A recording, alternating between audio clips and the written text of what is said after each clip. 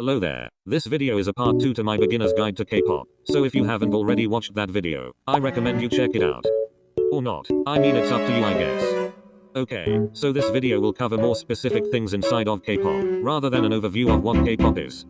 So to start things off, one thing that a lot of newer K-pop fans aren't really informed about is fandoms. Each group or solo artist has a fandom name. This name can be any sort of thing that the artist comes up with, but usually the names have meaning. For instance, A-Tiny is the fandom name for ATEEZ, and it is a combination of ATEEZ and Destiny because A-Tiny and ATEEZ are destined for each other. Most fandoms have names unless the group has just recently debuted, in which case they will announce their fandom name at a later date. Another thing about fandoms is fan chants. Fan chants are used at concerts to support the artists. They basically are lines in a song created specifically for the fandom to sing during a concert. The fan chants can consist of different types of ad-libs during the performance, and usually the main fan chant is the names of the members. Here is an example of what it would sound like during a concert.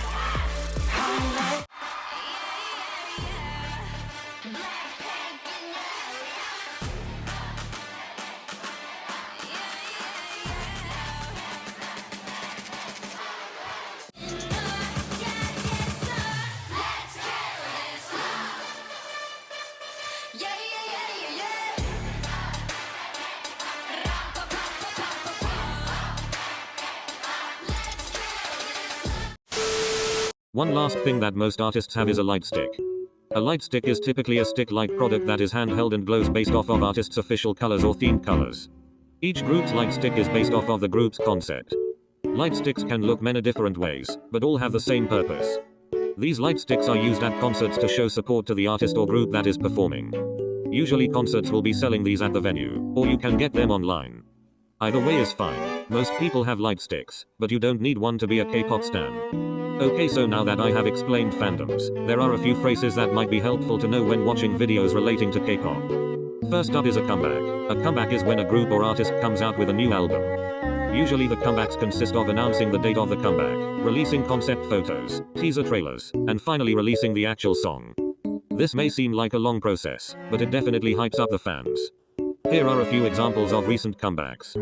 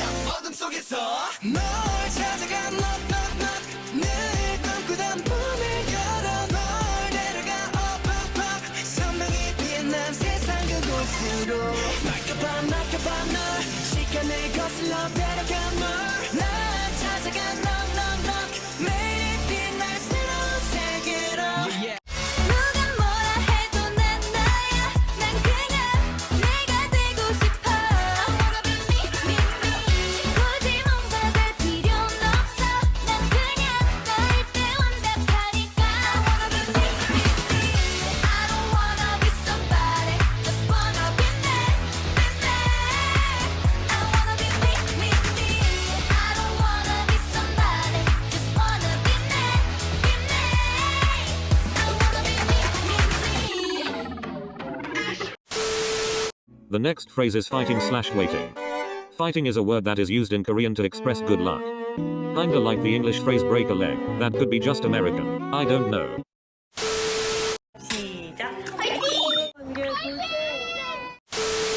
So, an age line is not necessarily something you would hear in videos, but an example of an age line is something you would hear. Okay, basically an age line are members, doesn't have to be from the same group, that share the same birth year. Usually you would hear this as the year plus the word line, like 97 line or 01 line. When talking about a specific person from that age line, you would say something like Jimin from BTS is a 95 liner. Something that is used in most East Asian countries is honorifics. In Korea, honorifics are used to address people in a respectful way. The most common honorifics to hear in K-pop are Hyung, Oppa, Nuna, and Unmi.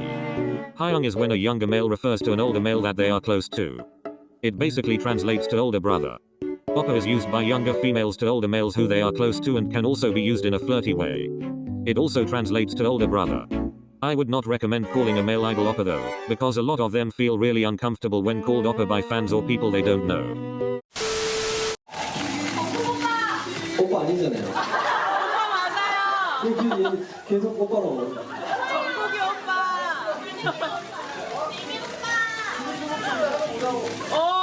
이제 앞으로 우리 아미 여러분들 앞으로 재밌는 거 지금 갖고.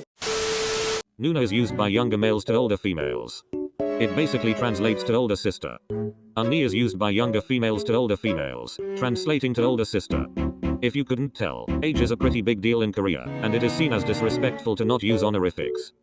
But since most of the groups are super close, forgetting to use honorifics gives the older members chances to tease the younger. 야가 아니야. 야가 아니야. 아 이거 실수야. 아니. 실수라고.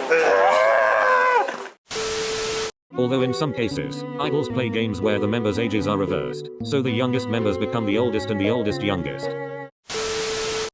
그러면 이제 동희가 마티형, 태희랑 내가 민민의 동생이에요. 동생. Let's go. 자, 폼이 달라졌어. 존댓말 해야지. 존댓말 해야지. 죄송합니다. 정신이 없구나 우리 막내가. 정신이 없구나 우리 막내가.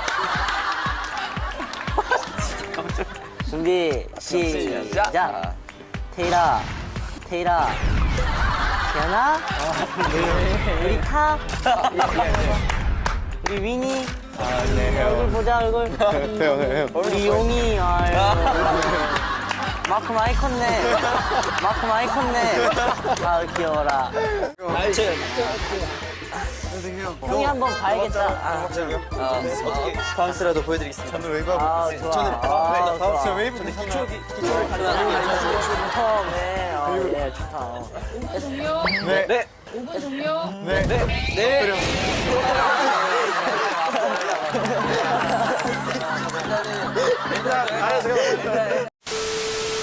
Okay, so after all of that there is a specific name for youngest members of groups.